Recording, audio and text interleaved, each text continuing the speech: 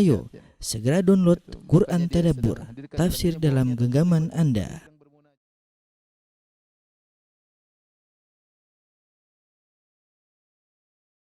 Bismillahirrahmanirrahim. Assalamualaikum warahmatullahi wabarakatuh. Alhamdulillahi ala ihsanih wa syukru lahu ala taufiqihi wa amtinanih wa asyhadu an la ilaha illallah wahdahu la syarika lahu ta'ziman li sya'nih wa asyhadu anna Muhammadan abduhu wa rasuluhu da'ila ridwanih. Allahumma salli alaihi wa ala alihi wa ashabihi wa ikhwani. Hadirin hadirat para bapak dan ibu-ibu jamaah Masjid Al-Ikhlas Duku Bima yang dirahmati oleh Allah Subhanahu wa taala. Kita melanjutkan kembali pembahasan kita, sama-sama belajar dari ayat-ayat Allah Subhanahu wa taala. Semoga dengan berkumpulnya kita dalam rangka membaca ayat-ayat Allah dan pelajarinya, maka Allah akan menurunkan bagi kita kebahagiaan, ketentraman, ketenangan, dan semoga Allah menyebut nama-nama kita di hadapan para malaikat. Amin ya rabbal alamin. Kita masuk pada ayat yang ke-59. Allah Subhanahu wa taala berfirman, masih berkaitan dengan ahlul kitab, ya. Qul ya ahlal kitabi hal tanqimuna minna. Wahai ahlul kitab, apa kalian menyalahkan kami, yaitu memandang kami salah? Illa an amanna billah, hanya lantaran kami beriman kepada Allah. Wa ma unzila ilaina, dan kami beriman terhadap apa yang diturunkan kepada kami. Wa ma unzila min qabl, dan kami beriman terhadap apa yang diturunkan sebelumnya. Wa anna aktsarakum fasiqun, sedang kebanyakan di antara kalian adalah orang-orang yang fasik. Ayat ini menjelaskan kepada kita bahwasanya tidak ada yang membuat ahlul kitab tidak suka dengan kita, jengkel dengan kita, dendam dengan kita, kecuali hanya karena kita beriman kepada Allah. Ya, makanya qul ya ahlul kitab hal tanqimuna minna illa, kenapa kalian menyalahkan kami? Apa salah kami? Hanya lantaran kami beriman kepada Allah dan beriman kepada Al-Quran yang turun kepada kami, dan kami beriman kepada kitab-kitab sebelumnya, hanya gara-gara itu, ya. Wa anna aktsarakum fasiqun, dan kebanyakan dari kalian fasik, ya. Memang tidak semua dari ahlul kitab fasik. Di antara mereka ada yang beriman, ya, seperti Waraqah bin Naufal radhiyallahu taala anhu, kemudian juga Abdullah bin Salam radhiyallahu taala anhu yang tadinya adalah pendeta Yahudi kemudian masuk Islam, dan banyak orang-orang Yahudi yang kemudian masuk Islam, ya. Tidak semuanya fasik. Fasik di sini maksudnya fiskun akbar, maksudnya adalah kafir. Fasik di sini adalah kafir karena kefasikan ada dua, ada fiskun asghar, ada fiskun akbar. Kalau fiskun asghar seperti firman Allah dalam surat Al-Hujurat, ya ayyuhalladzina amanu in ja'akum fasiqun binaba'in fatabayyanu. Wahai orang-orang beriman, jika datang orang fasik kepada kalian, maka cross check terlebih dahulu, tabayun terlebih dahulu, ya. Fasik dalam ayat tersebut maksudnya adalah fiskun asghar, tidak mengeluarkan seorang dari Islam. Tetapi fasik di sini, wa anna aktsarakum fasiqun, mayoritas kalian wahai ahlul kitab fasiqun, yaitu kafir, ya, fiskun akbar, ya. Ayat ini adalah sebenarnya pertanyaan dari kaum mukminin kepada mereka. Aneh, kalian tuh menyalahkan kami, apa salahnya? Kami membenarkan kalian. Kami membenarkan Taurat, kami membenarkan Injil, ya. Tapi kami membenarkan Al-Qur'an. Terus gara-gara kami mentauhidkan Allah, kalian benci kepada kami. Apa salah kami? Ya. Apa salah kita orang Islam? Kita mentauhidkan Allah. Kalian berbuat syirik, kita mentauhidkan Allah Subhanahu wa taala. Dan kita beriman dengan kitab-kitab yang turun kepada kalian, ya. Wa ma unzila ilaina, kami juga beriman terhadap Al-Qur'an yang turun kepada umat kami, ya. Terus kalian menyalahkan kami, ya. Lebih parah, ternyata banyak di antara kalian yang fasikun. Kalian yang salah, kalian malah menyalahkan kami. Kalau mending kalian orang-orang baik, kalian taat kepada Allah, kalian menjalankan Taurat dan Injil. Kalau mending, ternyata tidak. Ya, sampai sekarang kenyataannya demikian. Sampai sekarang mereka meninggalkan umat yang paling berpegang teguh dengan agamanya, umat Islam. Dengan penuh kekurangannya, yang sekarang bertingkat-tingkat di antara mereka. Tapi lihat bagaimana umat-umat yang lain. Yahudi meninggalkan agama mereka, Nasara juga meninggalkan agama mereka, kecuali segelintir kecil dari mereka. Kebanyakan mereka fasik. Kemudian ini sama seperti firman Allah Subhanahu wa taala, "Wa ma naqamu minhum illa ayyuminu billahil azizil hamid." Seperti dalam surat Al-Buruj, kata Allah Subhanahu wa taala, tidaklah mereka marah kepada kaum mukminin, yaitu tidaklah mereka marah sama wali-wali Allah illa kecuali karena mereka beriman kepada Allah Al-Azizil Hamid. Itu saja yang membuat mereka dimurkai. Dan kita mau jujur kalau lihat sekarang, ya, betapa banyak orang yang tidak suka dengan orang Islam di negara-negara luar. Kenapa sih mereka tidak suka? Ya, kalau kita lihat bukan karena masalah akhlak. Ya. Orang Islam insya Allah di mana-mana bisa menjaga akhlak. Kalau ada yang salah satu dua orang, tapi secara umum mereka berakhlak mulia dibandingkan dengan agama-agama lain. Ya. Kemudian juga kebanyakan mereka bukan teroris, ya. Mereka orang baik-baik. Mereka bisa bertetangga. Bahkan kita seperti di negara kaum muslimin sekarang, orang-orang kita bisa bertetangga dengan orang-orang kafir, ya, non muslim, kita bisa menunaikan hak mereka, ya. Kita tidak menindas mereka meskipun kita mayoritas. Dan rata-rata di mana-mana seperti itu, ya. Terus yang jadi masalah apa? Kenapa semua agama benci kepada kaum muslimin, ya? Nasara, Yahud, ya, Buddha, Hindu, ya. Kenapa mereka memusuhi? Tidak lain illa annahum wa ma naqum minhum illa, tidaklah mereka benci kepada kaum muslimin illa an yu'minu billahil azizil hamid. Hanya gara-gara an yu'minu billahil azizil hamid. Orang-orang Islam itu beriman kepada Allah Subhanahu wa taala. Orang Islam itu bertauhid, ya. Itu yang buat mereka jengkel kepada orang-orang beriman. Jadi kalau antum dijengkeli ya wajar, ya. Kalau antum masih beriman, masih bertauhid, pasti orang-orang musyrikin tidak suka dengan orang-orang yang bertauhid. Tapi setelah itu Allah Subhanahu wa taala berfirman ayat berikutnya, "Qul hal unabbiukum bi syarrin min dzalika matsubatan indallah." Katakanlah, apakah akan aku beritakan kepadamu tentang orang-orang yang lebih buruk pembalasannya di sisi Allah, ya. Indallah, man la'anahu Allah, orang yang dilaknat oleh Allah, wa ghadiba alaih, dan dimurkai oleh Allah. Wa ja'ala minhumul qiratal khanazir, di antara mereka ada yang Allah rubah menjadi monyet-monyet dan babi-babi.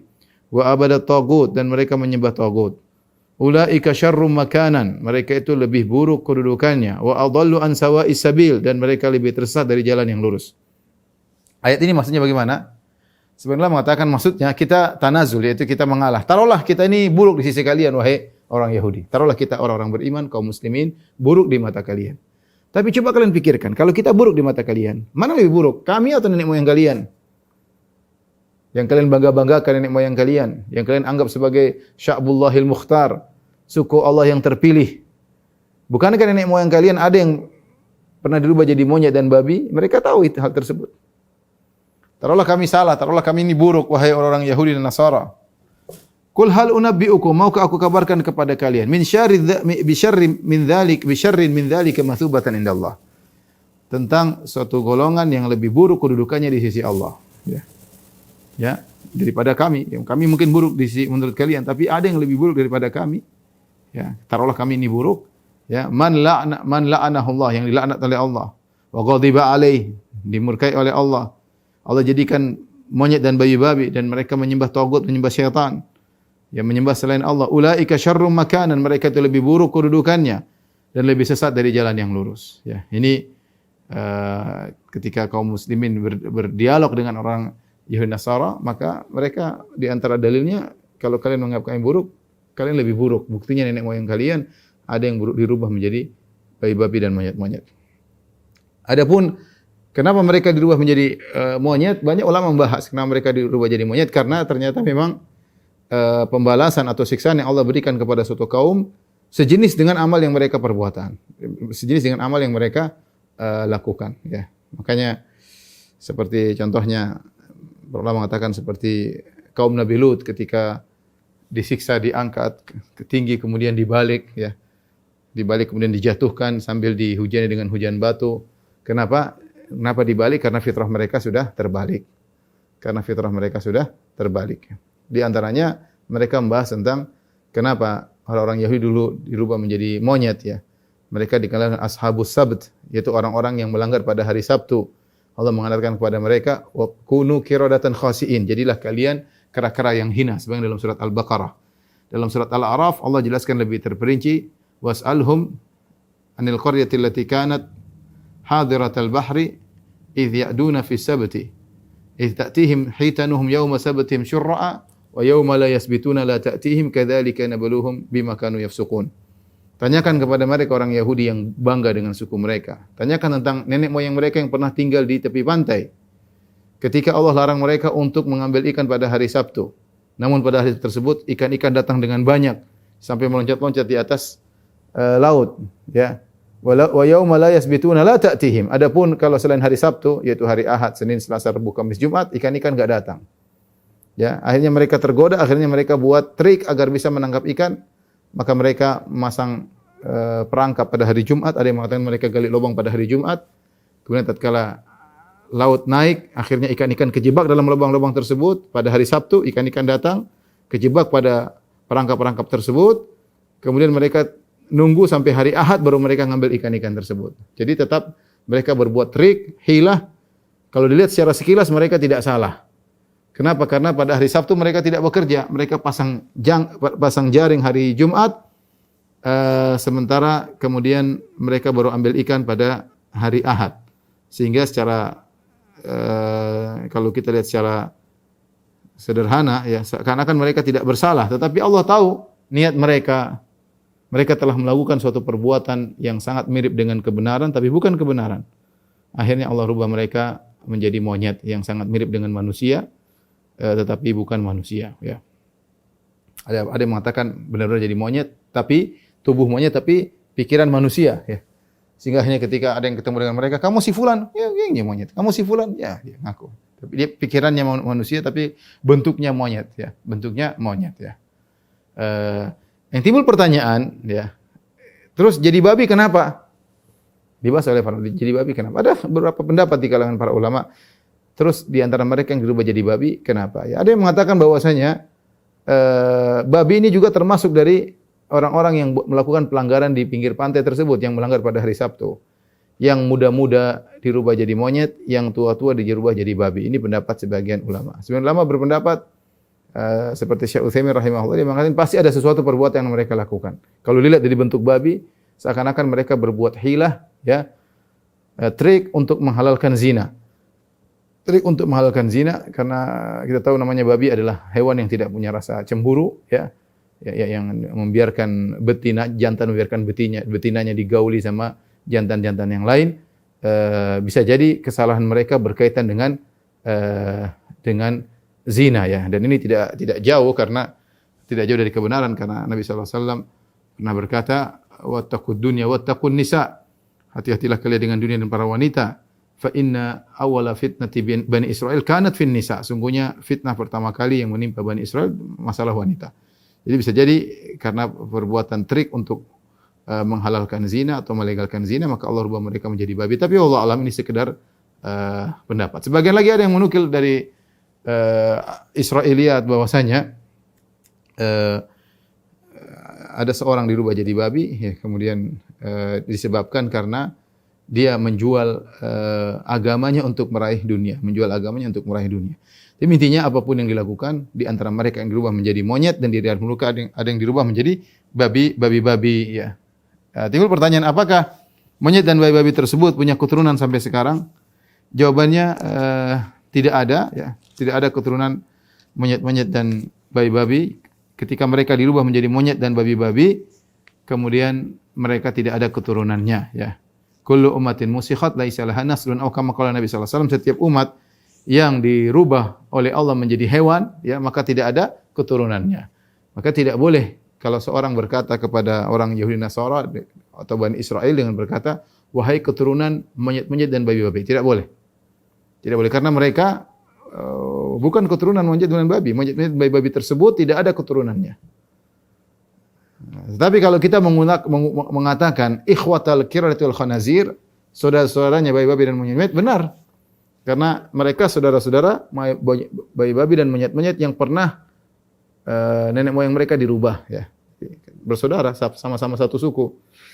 Ya, tapi tentu tidak pantas kita dalam rangka dakwah kita mengucapkan kata-kata tersebut, ya. Tidak pantas. Oleh karenanya ketika Aisyah radhiyallahu taala anha mendengar orang-orang Yahudi mendoakan keburukan kepada Nabi SAW dengan berkata, Assalamu alaik. Semoga kau cepat mati, wahai Muhammad. Yaitu mampus kau, wahai Muhammad. Assalamu alaik. Dia mengucapkan demikian, Assam alaik. Nabi menjawab alaik. Ya, engkau juga. Mereka sekelompok orang. Akhirnya Aisyah tidak kuat mendengar ejekan mereka kepada Rasulullah SAW. Biasa, terkadang istri lebih semangat daripada suami. Rasulullah sabar. Aisyah tidak sabar, maka Aisyah membalas, Wa'alaikumussalam, kalian juga semoga cepat mampus. Ya. Wa'alaikumul la'nah wal ghadab, dan kalian dilaknat dan dimurkai oleh Allah Subhanahu wa taala. Ya ikhwatal qiradatul khanazir. Wahai saudara-saudaranya babi dan monyet-monyet. Perkataan Aisyah benar, tidak ada salahnya karena mereka bukan keturunan babi dan monyet, tapi mereka adalah saudara babi dan monyet-monyet. Tapi ya, Rasulullah tegur, ya. Mata ahadika fahisyah. Sejak kapan aku dapati engkau wahai Aisyah berkata-kata kotor? Ya. Rasulullah menegur. Kata Aisyah, tidakkah kau dengar apa yang mereka ucapkan? Kata Nabi, saya dengar. Tidakkah kau membalas mereka? Kata Nabi, sudah, saya sudah bilang alaikum, kalian juga mampus. Tidak perlu, Rasulullah tegur Aisyah, tidak perlu membalas dengan seperti itu. Tetapi perkataan Aisyah hak, tidak ada yang salah. Bahwasanya memang Yahudi Bani Israel adalah bukan keturunan babi dan monyet-monyet, tapi saudara dari babi dan monyet-monyet. Karena mereka dan babi dan monyet tersebut sama-sama dari Bani Israel. Tapi tentunya hal ini tidak perlu kita ungkapkan kalau dalam rangka berdakwah kepada mereka, ya, kita ingin mengambil hati mereka. Kemudian dalam ayat ini Allah mengatakan, Qul hal unabbiukum bi syarrin min dzalika mathubatan indallah. Maukah aku kabarkan kepada unabbiukum, kata sebagian ulama, naba artinya kabar yang besar. Maukah aku beri tahu kepada engkau tentang suatu kabar yang besar? Beda dengan khabar umum. Tapi kalau an-naba, ya, seperti surat An-Naba, amma yatasaalun 'anil naba'il 'azim, ya. Tentang apa mereka bertanya-tanya, tentang kabar, ya. Kabar besar, ya. Ya, suatu perkara yang besar yang kalian juga tahu, ya.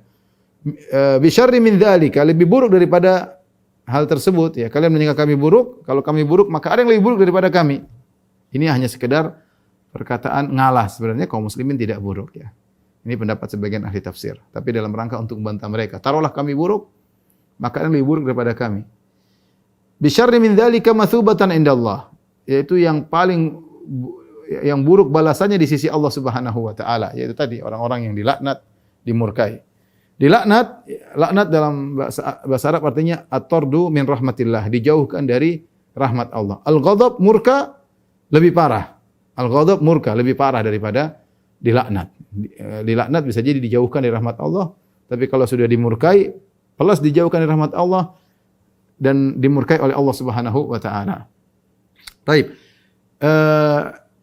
Kita sering baca dalam Al-Qur'an, ya, dalam salat kita Al-Fatihah, ghairil maghdubi alaihim waladdallin. Ya Allah, tunjukkanlah kami jalan yang lurus, jangan tunjukkan kepada kami jalan-jalan orang yang kau murkai. Ghairil maghdub alaihim. Siapa al-maghdub alaihim? Para ulama sepakat adalah Yahudi. Waladdallin, jangan juga orang yang kau sesatkan. Siapa? Yaitu Nasara. Kenapa Yahudi dikatakan al-maghdub alaihim? Kenapa Nasara dikatakan waladdallin? Karena al-Yahud, al-maghdub alaihim, mereka tahu ilmu tapi mereka meninggalkan. Mereka tahu ilmu tapi mereka meninggalkan. Nasara, mereka beribadah tanpa ilmu, maka mereka dikatakan sesat. Saking semangatnya beribadah sampai mereka ada kepastoran misalnya, ya. Sampai semangat akhirnya mereka mengagungkan Nabi Isa sehingga diangkat menjadi Tuhan. Saking semangat terhadap guru mereka, terhadap Nabi Rasul mereka, sehingga mereka beribadah tanpa ilmu sehingga terjerumus dalam kesesatan. Ini asalnya yang dimurkai Yahudi, yang sesat Nasara. Tetapi ketika dalam ayat ini Allah berbicara secara umum tentang Bani Israel yang mencakup Yahudi dan Nasara. Makanya di awal ayat kata Allah, "Qul ya ahlal kitab," katakanlah wahai ahlul kitab, mencakup Yahudi Nasrani. Ternyata Yahudi Nasrani, ya, bisa disifati dengan dimurkai dan juga bisa disifati dengan dilaknat, ya. Ya, di antaranya kalau mereka tahu ilmu kemudian mereka tinggalkan maka mereka dimurkai, dan kita tidak ragu bahwasanya orang-orang Nasara sekarang, ya, mereka sudah tahu ilmu tentang Rasulullah sallallahu alaihi wasallam. Banyak di antara mereka tahu ilmu tentang Nabi sallallahu alaihi wasallam. Ya, tapi mereka tidak mempelajari dan mereka menjauh dan mereka tidak mau beriman. Bisa jadi mereka juga dimurkai selain mereka tersesat. Wallahu a'lam bishawab. Baik, setelah itu kata Allah Subhanahu wa taala, dan ini faedah dari Syekh Utsaimin rahimahullah, yang paling penting adalah mathubatan indallah, bagaimana kedudukan seorang di sisi Allah Subhanahu wa taala, yang paling penting. Kita jangan terpedaya dengan pengaguman orang terhadap kita, pengakuan orang terhadap kita. Yang paling penting bagaimana kita di sisi Allah Subhanahu wa taala.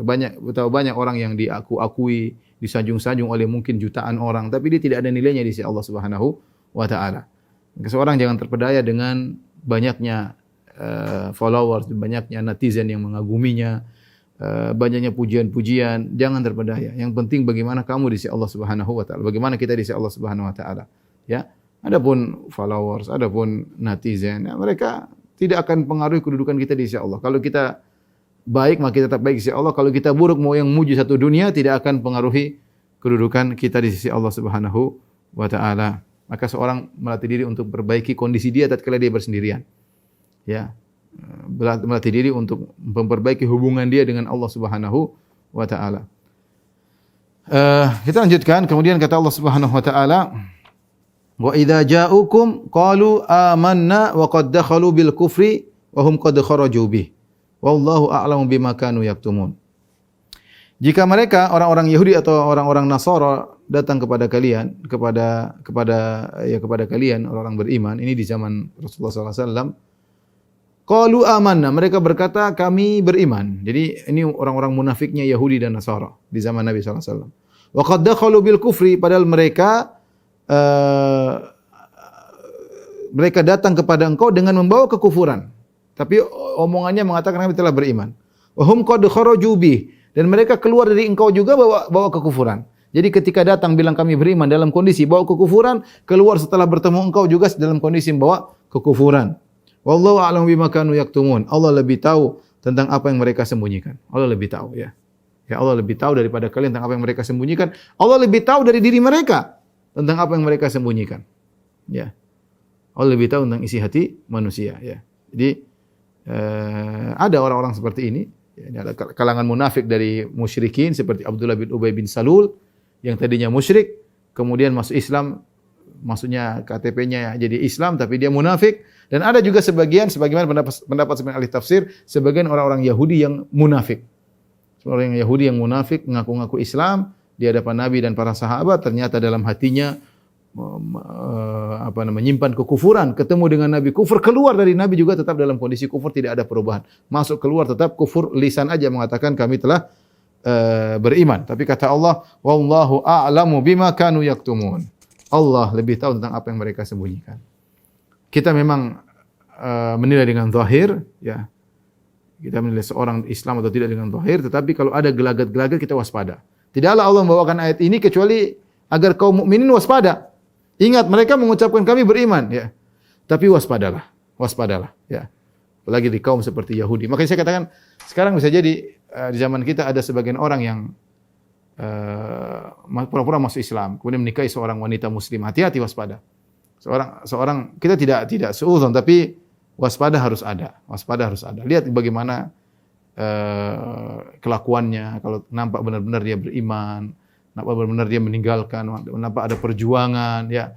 Insyaallah kita zahirnya kita malah bahagia ada orang yang masuk Islam. Tapi sebagian mereka ada yang memang sengaja pura-pura masuk Islam, ya, kemudian menikahi seorang wanita sampai hamil, punya anak, akhirnya diancam, kau saya cerai, kalau enggak kalau mau saya enggak cerai, ikut agamaku. Akhirnya berubah dan ini bahaya.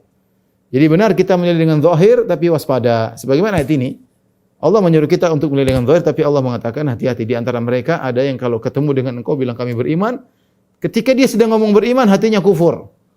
Dan dia keluar dari engkau juga dalam kondisi hatinya kufur. Wallahu a'lamu bima kanu yaktumun. Allah lebih tahu tentang apa yang mereka sembunyikan. Kemudian kata Allah Subhanahu wa taala, tara katsiran minhum. Jadi ingat ya, munafik bukan cuma dari musyrik kepada Islam, ada juga dari ahlul kitab munafik masuk Islam. Sudah pernah juga kasus yang besar ada seorang yang kemudian saya lupa namanya siapa, Sono Grogrok atau siapa namanya itu yang terkenal, yang dia sampai belajar Islam sampai ke Mekah, tapi ternyata dia ingin menghancurkan Islam dari dalam. Munafik. Ini contoh nyata. Ya. Dia pura-pura masuk Islam, belajar Islam, kemudian belajar sampai dalam, kemudian nanti dia keluar, saya sudah jadi ustaz, saya murtad. Padahal dia munafik sejak awal. Tapi nanti gembar-gemborkan saya adalah ustaz, saya sudah ini, sudah bohong. Dari awal dia munafik memang. Dari awal dia masuk Islam dengan kemunafikan. Wallahu a'lamu bima kanu yaktumun. Allah lebih tahu tentang apa yang mereka sembunyikan. Kemudian kata Allah Subhanahu wa taala, "Wa tara katsiran minhum yusari'una fil itsmi wal 'udwan." Dan kau lihat banyak di antara mereka, jadi orang Yahudi ahlul kitab, yusari'una fil itsmi wal 'udwan. Ya, bersegera untuk melakukan dosa dan permusuhan. Wa aklihimus suhud, dan semangat untuk makan yang haram. Labi sama kanu ya'malun. Sungguh buruk apa yang mereka kerjakan. Laula yanhahumur rabbaniyun al-ahbar. Ayat berikutnya, mengapa orang-orang alim di antara mereka dan para pendeta ya tidak melarang mereka an qaulihimul itsma wa aklihimus suhud, dari perbuatan dosa mereka dan sikap mereka memakan harta yang haram. Kenapa tidak dilarang oleh ulama-ulama mereka? Labi sama kanu yasnaun, sungguh buruk apa yang dilakukan oleh pendeta-pendeta tersebut. Dua ayat ini ya Allah menyebutkan ya, wa tara katsiran, engkau melihat banyak di antara mereka. Ya, katsir banyak. Tapi Allah tidak mengatakan kau melihat seluruhnya. Jadi kita harus berbuat adil tatkala menyikapi suatu kaum ya. Dari awal Allah sudah mengatakan wa aktsarukum fasikun. Kebanyakan mereka fasik. Allah tidak mengatakan seluruhnya. Seperti sekarang ketika Allah mengatakan wa tara katsiran minhum yusari'una fil itsm. Kau lihat banyak di antara mereka bersemangat melakukan itsm, dosa. Itu berdosa kepada dosa yang berkaitan dengan Allah. Wal udwan, melakukan permusuhan, dosa yang berkaitan sama manusia, ya. Allah tidak mengatakan kau akan lihat seluruh mereka, tapi Allah mengatakan kau lihat banyak di antara mereka. Seorang tatkala berkata-kata berusaha untuk adil, ya. Terutama tatkala mensikapi suatu suku misalnya, suatu daerah, ya, suatu bangsa, hati-hati. Jangan bilang memang dasar kalau orang Jakarta memang begitu semua, ya repot, jangan, hati-hati. Orang Bekasi memang begitu misalnya. Memang kalau suku ini begini, hati-hati. Dasar memang kalau orang jangan. Kita sikapi, kita bilang karena setiap suku ada yang baik, ada yang buruk. Suku apapun. Nah, dari namanya kota manapun ada yang baik, ada yang buruk. Dan demikianlah kondisi kehidupan manusia. Kalau kita bilang banyak di antara mereka seperti itu, banyak di antara mereka suka bohong, banyak di antara mereka jahat, itu boleh, enggak ada masalah. Ya, tapi kalau kita hukum secara total maka tidak boleh. Allah saja terhadap Yahudi Allah tidak mengatakan mereka seluruhnya, tidak. Tapi Allah mengatakan wa tara katsiran. Kau lihat banyak di antara mereka yang bersegera semangat untuk melakukan dosa. Wal udwan, dalam melakukan permusuhan, bikin masalah, bikin ribut, menzalimi manusia. Wa aklihimus suhud, dan semangat untuk makan yang haram. Tidak peduli ya. Apalagi kalau kita bicara tentang akidah Yahudi, Yahudi kalau sudah berinteraksi sama non-Yahudi, tidak ada kaidah halal haram. Mereka punya kaidah halal haram kalau interaksi di antara mereka. Tapi kalau sudah interaksi sama orang selain Yahudi, kalau bisa yang haram mereka kerjakan yang haram, enggak ada masalah.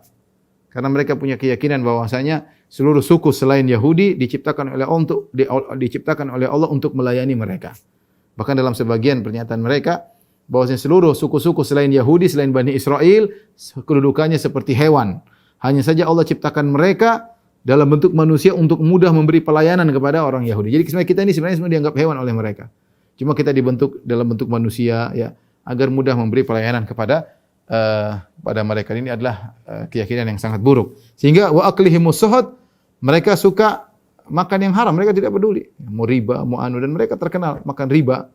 Bahkan mereka gembongnya riba, yang mungkin yang menciptakan ilmu riba itu orang-orang Yahudi ya.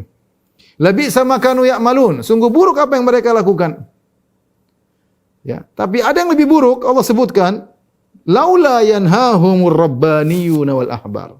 Kenapa ulama-ulama mereka dan pendeta-pendeta mereka tidak melarang umatnya untuk berbuat dosa dan untuk melakukan kezaliman? Kenapa dibiarkan saja?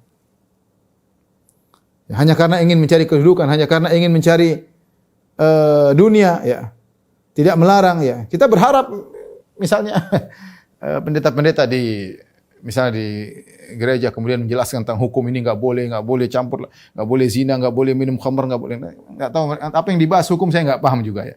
Ya. Tapi Allah menjelaskan bahwasanya di antara sifat-sifat mereka membiarkan kemungkaran di hadapan mereka dan mereka tidak mau menegur dalam rangka agar untuk tetap kedudukan mereka dihormati oleh mereka atau tetap ada pemasukan dari jamaahnya misalnya. Ya. Maka ini waspada ya. Dan ketika Allah menyebutkan hal ini, maka kita sebagai umat Islam juga waspada. Jangan kita ngikuti langkah-langkah mereka. Jangan sampai seorang dai, seorang ustadz akhirnya hanya tutup mulut ya demi untuk dia tetap dihormati, dia tidak mau menegur agar statusnya tetap dihargai misalnya. Dia takut ditinggalkan oleh umatnya, dia takut enggak boleh seperti itu. Itu sifat-sifat pendeta-pendeta Yahudi dan Nasara. Makanya Allah mengatakan setelah itu labi sama kanu yasnaun. Sungguh buruk apa yang mereka kerjakan. Maksudnya apa? Pendeta dan ulama-ulama mereka buruk apa yang mereka kerjakan. Lebih buruk mungkin daripada yang melanggar-melanggar tersebut. Karena mereka tidak beramar ma'ruf nahi munkar. Ya. Makanya dai punya tugas yang berat ya. Nah, kalau ada kemungkaran jangan diam-diam aja ya. Tegur dengan cara yang baik. Takut ditinggal masyarakat, takut ditinggal jamaat ya. Mau bilang haram enggak berani, subhanallah. Ya. Sampai ada yang ditanya tentang K-pop ya. Mau bilang haram enggak berani. Ya, saya bilang ente dai umat, orang semua lihat. Kenapa enggak bilang haram? Jelas haram. Jelas haram. Mau bilang haram aja enggak berani. Ya. Apalagi kalau menganjurkan. Tapi maksud saya bilang saja haram orang, tapi kalau takut ditinggal, takut dia ya repot. Ya. Repot ya. Jadi mau saya hati-hati apalagi dijadikan sandaran oleh umat ya. Kemudian kita sesuatu yang haram kita diamkan, kita sudah tahu kita diamkan saja hanya takut ditinggal oleh umat, maka itu adalah sifat orang-orang Yahudi, pendeta-pendeta Yahudi. Ya. Kemudian kata Allah Subhanahu wa taala, Allah kemudian jelaskan tentang sifat-sifat orang Yahudi yang lain. Kata Allah Subhanahu wa taala, wa qalatil yahudu jadullahi maglulah. Orang Yahudi begitu kejamnya, begitu buruknya sampai mereka berani ngomong tentang Allah dengan perkataan yang buruk. Wa qalatil yahudu yadullahi maglulah. Kata orang Yahudi, tangan Allah terbelenggu, maksudnya Allah pelit. Dalam ayat yang lain mereka mengatakan innallaha faqir wa nahnu aghnia. Allah miskin, kami yang kaya. Makanya kami nyumbang. Allah butuh, kami nyumbang. Ya. Beraninya mereka ngomong begitu ya, atau orang Yahudi memang parah ya. Kalau kita lihat isi Taurat saja mereka mensifati Allah dengan sifat yang buruk ya. Sebagaimana sering saya sampaikan, mereka mengatakan Allah menyesal, Allah takut lupa sehingga Allah kasih tanda. Kemudian Allah juga kalah bergulat dengan Yakub, Allah kalah bergulat. Kemudian Allah tidak tahu ya, dan banyak ya sifat-sifat yang buruk pada Allah Subhanahu wa taala. Jadi wajar kalau mereka bilang Allah fakir. Mungkin kalau kita pikir kok berani ada manusia bilang Allah miskin atau Allah pelit ya. Tapi mungkin ini buktinya orang Yahudi ada mengatakan Allah pelit. Ya Allah pelit. Bisa yang sampai ada seorang muslim juga demikian. Ya, kalau berpikiran buruk Allah pelit ya, subhanallah ya. Allah tidak pelit, tapi Allah memberi sesuai dengan yang hikmah menurut Allah Subhanahu wa taala. Ya basutur rizqa liman yasha. Ya, Allah memberikan rezeki kepada yang Allah kehendaki. Ya, wa yaqdir, dan Allah menyempitkan rezeki pada sebagian hamba yang Allah kehendaki. Semuanya dengan kehendak Allah dan hikmah Allah Subhanahu wa taala. Di sini orang Yahudi berkata wa qalatil yahudu yadullahi maglulah. Berkata orang Yahudi bahwasanya tangan Allah terbelenggu. Kata Allah gullat aidihim, justru tangan mereka yang terbelenggu. Jadi seakan-akan mereka berkata Allah pelit. Allah bantah, justru mereka yang dijadikan mereka yang pelit. Dan benar orang Yahudi orang yang paling pelit sampai zaman sekarang, paling pelit, super pelit, paling semangat dengan dunia, tidak pernah puas dengan dunia dan super pelit. Ya, kalau Nasara masih mending mungkin, masih ada kemanusiaan sosial. Yahudi mana? Ada orang kaya Yahudi. Tapi kalau sosial Nasara masih kita lihat ya. Mereka lebih jauh lebih baik daripada Yahudi. Yahudi pelit karena mereka pernah bilang Allah itu pelit. Kata Allah gullat aidihim, mereka yang pelit. Walu'inu bima qalu, dan mereka terlaknat atas perkataan mereka. Kata Allah, bal yadahu mabsutatani yunfiqu kaifa yasha. Akan tapi kedua tangan Allah terbentang berinfak yang Allah kehendaki. Allah tidak pelit. Tapi Allah berinfak mengeluarkan rizki kepada hamba-hambanya sesuai yang Allah kehendaki. Ada yang Allah banyakkan, ada yang Allah sempitkan, ada yang Allah sedangkan. ya, terserah Allah Subhanahu wa taala. Ya.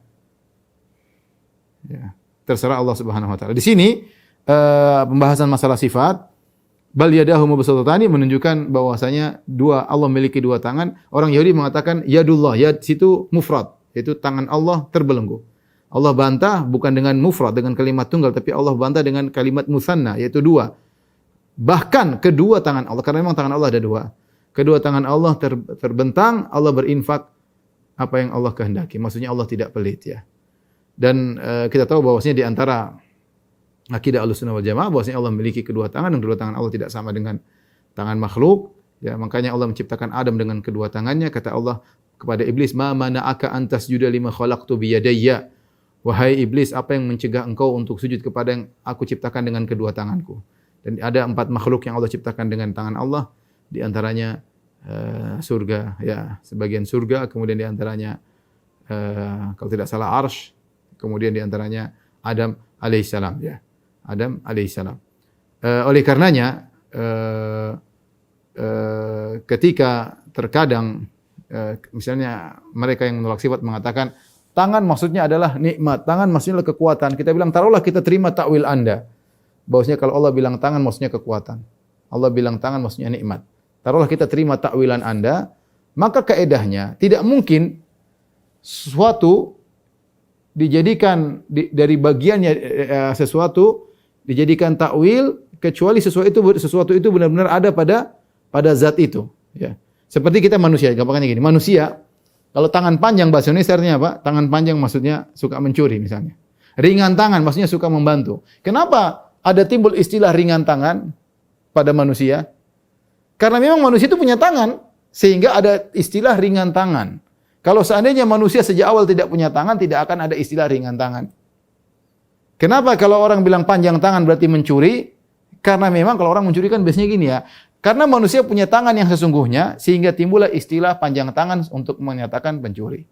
Kalaulah kita menerima takwil sebagian saudara-saudara kita yang menolak sifat, yang mengatakan bahwasanya tangan maksudnya kenikmatan, tangan adalah kekuatan, kita bilang tidaklah tangan itu sebagai takbir pengungkap dari kekuatan dan nikmat kecuali karena Allah benar-benar punya tangan. Seandainya Allah tidak punya tangan maka tidak bisa dijadikan sebagai pengungkap, ya.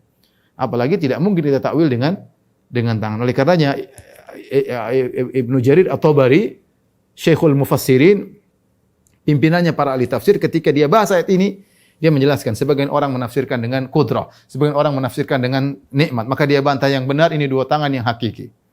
Ya, kenapa? Karena Allah berkata kepada Adam, wahai iblis, kepada iblis, wahai iblis, apa yang mencegah engkau untuk sujud kepada Adam yang aku ciptakan dengan kedua tanganku? Ya, kalau diartikan nikmat repot. Pertama, wahai Adam, wahai iblis, apa yang mencegah engkau untuk sujud kepada Adam yang aku ciptakan dengan dua nikmatku? Apakah nikmat Allah cuma dua? Atau kita artikan kekuatan. Wahai iblis, apa yang mencegah engkau untuk sujud kepada Adam yang aku ciptakan dengan dua kekuatanku? Ini juga aneh, kekuatan Allah tidak terhingga, kenapa dibilang dua? Kalaupun diartikan dengan nikmat dan kekuatan, maka iblis bisa bantah. Apa bedanya saya dengan Adam, ya Allah? Engkau menciptakan aku juga dengan nikmatmu. Engkau ciptakan aku juga dengan kekuatanmu. Kalau diartikan nikmat dan kuat. Tetapi kalau artinya tangan sesungguhnya, maka iblis tidak berkutik. Karena iblis tahu dia tidak diciptakan dengan tangan. Ya. Justru Adam, Allah berhujjah agar Adam disembah karena Adam spesial Allah ciptakan dengan kedua tangannya. Kemudian sebagian saudara-saudara kita menolak Allah tidak punya tangan. Kalau kita bilang Allah tidak punya tangan berarti hilanglah spesial dari nenek moyang kita Adam alaihissalam. Ini sekedar keluar sedikit, tapi intinya Allah mengatakan bal yadahu mabsutatani. Kedua tangan Allah terbentang dan ini menunjukkan Allah Maha berinfak, yunfiqu kaifa yasha. Allah berinfak, ingat kaifa yasha, sesuai dengan Allah yang kehendaki. Bukan berarti kalau Allah dermawan, jawad, bukan berarti semua orang Allah kasih kaya, enggak. Kalau semua orang kasih kaya, la bagaw fil ard, maka mereka akan melakukan kezaliman dan tidak akan berjalan kehidupan. Coba semuanya bos, terus gimana? Siapa yang mau disuruh? Ya, semua orang kaya, terus siapa yang mau kerja? Ya. Allah tatkala mengatur dengan hikmah dan bijak, dan Allah tahu seperti apa Allah mengatur. Makanya Allah mengatakan kaifa yasha. Allah berinfak sesuai dengan yang Allah, bagaimananya terserah Allah Subhanahu wa taala, ya. Ada yang dijadikan kaya, ada yang jadi miskin, ada yang dijadikan sedang, ada yang dijadikan susah, dan selanjutnya terserah Allah Subhanahu wa taala. Kemudian kata Allah Subhanahu wa taala, "Wa la yazidanna katsiran minhum ma unzila ilaika min rabbika tughyanan wa kufra." Ya. Dan Al-Quran yang diturunkan kepada kalian itu orang Yahudi, ya, menjadikan kebanyakan dari yang Al-Quran diturunkan kepada Nabi Muhammad SAW, ya, dia diturunkan kepada engkau wahai Muhammad SAW, menjadikan banyak dari mereka semakin tughyanan wa kufra, ya, semakin durhaka dan semakin kafir. Dan ini diantara siksaan atau hukuman yang berat dari Allah kepada Yahudi. Al-Quran kitab hidayah. Kitab suci, inna hadzal Qur'ana yahdi allati hiya aqwam. Al-Qur'an memberi petunjuk pada jalan yang lurus. Seharusnya membuat orang Yahudi beriman, tetapi kenyataannya kebalik. Semakin banyak ayat turun kepada Rasulullah SAW, mereka semakin kufur, semakin kufur, semakin kufur. Padahal mereka tahu Muhammad adalah nabi yang mereka tunggu-tunggu. Ini menakjubkan. Makanya ikhwan, ya, ini hukuman bisa jadi hukuman berupa fisik, ya, bisa jadi hukuman berupa maknawi, berupa rohani. Di antara hukuman yang Allah berikan kepada orang Yahudi, pertama, mereka jadi sangat super pelit, meskipun mereka kaya raya. Ya. Mereka super pelit. Ya. Kalaupun mereka keluar, mereka tidak mau keluar begitu saja. Ada yang mereka kasih duit harus kembali lebih banyak. Ya, harus lebih banyak. Ya. Ini sudah tabiatnya Yahudi. Ya. Kalau mungkin mereka ada sumbangan, mereka ada maunya. Bukan cuma asal kasih sumbangan seperti itu. Ya. Tapi intinya tidak kita dengar orang Yahudi suka menyumbang. Nasara masih mending. Ya. Masih mending. Ini Allah beri hukuman berupa akhlak yang buruk. Yang kedua, berupa semakin turun ayat mereka semakin kufur dan semakin membangkang. Wala yazidanna katsiran minhum ma unzila ilaika min rabbika tughyanan wa kufra. Ya, sungguh ayat-ayat yang kami turunkan kepada engkau Muhammad semakin membuat mereka menjadi-jadi, semakin membangkang dan semakin kufur. Wa alqaina bainahumul adawata wal baghdha ila yaumil qiyamah. Dan kami lemparkan kepada mereka, ya, permusuhan dan kebencian di antara mereka sampai hari kiamat. Jadi saya yakin dengan ayat ini, orang Yahudi mereka sebenarnya bertengkar dalam diri mereka. Sampai sekarang, makanya Allah mengatakan tentang Yahudi Bani Nadir, ya, tahsabuhum jami'an wa qulubuhum syatta. Engkau lihat mereka bersatu padu padahal hati mereka tercerai-berai. Dan ini menakjubkan. Jadi ketika orang-orang Yahudi mereka tinggal di Madinah, mereka ada 3 suku. Bani Qainuqa, Bani Nadir, dan Bani Quraidah. Terkadang mereka bertikai di antara mereka. Sehingga sebagian mereka seperti Bani Qainuqa berkoalisi dengan suku Al-Khazraj. Kemudian Bani Quraidah berkoalisi dengan suku Al-Aus. Kemudian mereka bertengkar. Padahal mereka sama-sama Yahudi, sama-sama tinggal di Madinah, sama-sama nunggu Nabi Muhammad SAW. Mereka seperti itu. Makanya sampai ketika Allah menceritakan dalam surat Al-Hasyr ketika Rasulullah SAW menyerang Bani Nadir, kata Allah Subhanahu wa taala, tahsabuhum jami'an wa qulubuhum syatta. Kau menyangka mereka bersatu padahal hati mereka tercerai-berai. Sampai sekarang saya yakin ini kata Allah Subhanahu wa taala, wa alqaina, ya, bainahumul adawata wal baghdha ila yaumil qiyamah. Kami lemparkan dalam hati mereka kebencian, permusuhan sampai hari kiamat. Benar mereka sekarang berkumpul di Israel atau di Palestina karena mereka ada keperluan, ada kepentingan. Ya, sehingga mereka berkumpul dalam hati mereka saling bermusuhan. Ya. Kullama awqadu naran lil harbi atfa'ahu Allah. Kata Allah Subhanahu wa taala, ya. Setiap mereka menyalakan api peperangan, Allah memadamkannya, ya. Wa yas'auna fil ardi fasadan, dan mereka berusaha untuk melakukan kerusakan di atas muka bumi. Wallahu la yuhibbul mufsidin. Allah tidak menyukai orang berbuat kerusakan. Wallahu alam, zahirnya orang Yahudi tidak akan menguasai dunia. Ya. Setiap mereka ingin melakukan peperangan menguasai dunia, tidak akan, Allah pasti padamkan. Ya, benar mereka hanya menguasai Palestina, ya, lingkungan kecil. Ya. Benar mereka kemudian menguasai misalnya ekonomi, mereka menguasai komunikasi, tapi untuk menguasai dunia, menjajah dunia, tidak bisa. Tidak ada sejarah Yahudi menjajah yang lain. Nasara mungkin. Ya. Kemudian Allah Subhanahu wa taala berfirman, walau anna ahlal kitabi amanu wattaqau lakaffarna anhum sayyi'atihim wa la adkhalnahum jannatin na'im. Subhanallah, setelah Allah menjelaskan tentang keburukan mereka, Allah bongkar aib-aib mereka, dan ini Nabi bacakan, mungkin orang Yahudi dengar di kota Madinah, ya, atau mungkin orang Yahudi sekarang dengar, tapi Allah suruh mereka untuk bertobat. Kata Allah, seandainya walau anna ahlal kitab, seandainya ahlul kitab Yahudi maupun Nasara amanu, beriman, wattaqau dan bertakwa kepada Allah, lakaffarna anhum sayyi'atihim. Sungguh kami akan menghapuskan dosa-dosa mereka yang telah lalu. Semuanya dihapuskan. Subhanallah. Mereka syirik, menyembah manusia, ya. Menyembah Nabi Isa, ya. Manusia dijadikan Tuhan, ya. Subhanallah, ya. Kemudian orang Yahudi, ya, dengan kesyirikan yang mereka lakukan, kufur kepada Nabi Muhammad SAW, sudah tahu kebenaran mereka tolak. Ya, tapi kalau mereka beriman kepada Allah dan bertakwa kepada Allah, lakaffarna anhum sayyi'atihim. Maka Allah akan hapuskan dosa-dosa mereka. Wala adkhalnahum jannatin na'im. Dan kami akan masukkan mereka ke dalam surga-surga yang penuh dengan kenikmatan, ya. Ini sudah kita singgung. Allah tidak mengatakan wala adkhalnahum na'imal jannat.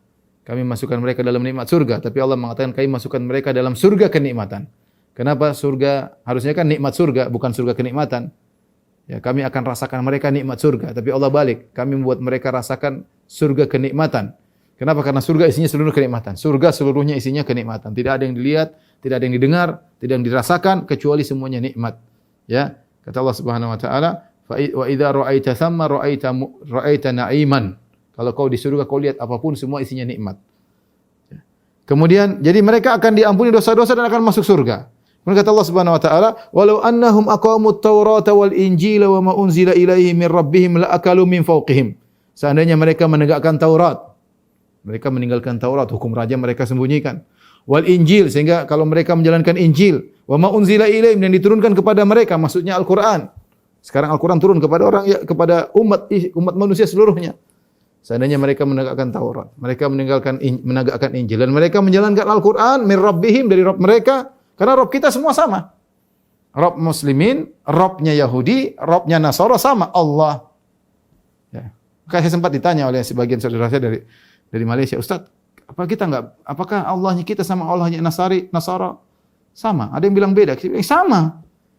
Ya, kalau beda kita nggak bisa dakwahi mereka. Justru karena sama Allahnya kita, mereka bilang Allah, terserah mereka. Yahudi bilang Yahweh, terserah mereka. Karena Allah kita semua sama, maka kita bisa dakwahi mereka. Ta'alu ila kalimatin sawa, marilah kita kepada kata-kata yang sama. Allah na'budu illallah. Allah ila kalimatin sawa'in baina wa bainakum. Mari wahai ahlul kitab, menuju kepada perkataan yang sama, kesepakatan antara kami dengan kalian. Allah na'budu illallah, agar kita tidak menyembah kecuali Allah semata. Ya. Makanya di sini kata Allah Subhanahu wa taala, "Walau annahum aqamut Taurata wal Injila wa ma unzila ilaihim mir rabbihim." Kalau seandainya mereka menegakkan Taurat, menegakkan Injil dan beriman kepada Al-Qur'an yang diturunkan oleh Rabb mereka, la akalu min fawqihim, maka mereka akan makan dari atas mereka. Yang maksudnya rezeki Allah turunkan dari langit. Wa min tahti arjulihim, dan Allah berikan rezeki dari bawah kaki mereka, tumbuh-tumbuhan yang banyak. Kata Allah, minhum ummatum muqtasidah. Di antara mereka ada umat yang pertengahan. Wa katsirum minhum sa'a ma ya'malun, dan banyak di antara mereka yang buruk, ya. Dan sungguh alangkah buruknya apa yang dikerjakan oleh kebanyakan mereka. Dan ini di sini Allah menjelaskan beda dengan umat Islam. Umat Islam spesial. Umat Islam Allah bagi menjadi tiga, ya. Seperti dalam surat Fatir. Kata Allah, "Tsumma awrasnal kitaba alladziina istafaina min ibadina, faminhum dzalimun li nafsihi, wa minhum muqtasid, wa minhum sabiqun bil khairati biidznillah." Kata Allah, kemudian kami wariskan, ya, Alkitab kepada tiga golongan dari hamba-hamba kami. Kemudian Allah sebutkan jannatu adnin yadkhulunaha. Mereka semua masuk surga. Tiga golongan ini. Siapa tiga golongan ini? Yang pertama kata Allah, dzalimun li nafsihi, yaitu golongan yang banyak melakukan dosa, tapi mereka masuk surga, ya. Allah sebutkan lebih dahulu. Kenapa? Karena sayang Allah kepada mereka, ya. Dan mereka paling banyak. Ya, banyak di antara kita yang banyak dosa, tapi alhamdulillah Allah ampuni, Allah masukkan surga. Yang kedua muqtasid. Wa minhum dzalimun li nafsi wa minhum muqtasid, yang pertengahan. Apa yang muqtasid kata para ulama, yaitu yang menjalankan yang wajib-wajib saja, yang sunah-sunah malas, yang haram ditinggal, yang makruh-makruh dikerjain, tapi yang haram-haram ditinggal. Jadi cuma segitu aja imannya. Sunah-sunah yang penting wajib dia kerjakan. Ini di tingkatan kedua. Tingkatan ketiga orang Islam, wa minhum sabiqun bil khairati biidznillah. Di antara mereka ada yang semangat berlomba-lomba dalam kebajikan. Semangat dalam membangun masjid, semangat dalam ikut pengajian, semangat dalam berdakwah, semangat berhaji sampai ngantri, semangat tawaf, semangat luar biasa orang Islam beribadah, luar biasa. Nasara enggak ada begitu. Ahlul kitab enggak ada begitu. Alkitab Allah cuma bagi dua. Allah bagi dua, yaitu muktasid sama zalimun li nafsi. Yang muktasid yang itu pertengahan, yang kemudian yang banyak melakukan keburukan. Adapun yang sabiqun bil khairat, mungkin ada satu dua tidak dianggap ada oleh Allah Subhanahu wa taala. Oleh karena kita lihat umat Islam, Masya Allah, manusia secara umum terbagi jadi tiga, orang soleh yang masuk surga, ada yang melakukan dosa, ya, tapi mereka kesolehannya lebih banyak. Yang kedua yang hanya tengah-tengah, yang ketiga yang paling tinggi yang semangat, ya. Adapun Yahudi di sini Allah bagi, atau Ahlul Kitab cuma dua, Ahlul Kitab Yahudi Nasara. Yang pertama muktasid yang paling tinggi, yang pertengahan, kemudian yang selainnya parah semuanya. Allah taala bisawab. Demikian saja kajian yang saya sampaikan, kurang lebih mohon maaf kepada para jamaah Masjid Al-Ikhlas Duku Bima, ya. Semoga pertemuan kita diberkahi oleh Allah Subhanahu wa taala. Semoga suatu saat kita bisa bermajelis lagi di Masjid Al-Ikhlas Duku Bima dengan izin Allah Subhanahu wa taala. Wabillahi taufiq wal hidayah. Assalamualaikum warahmatullahi wabarakatuh.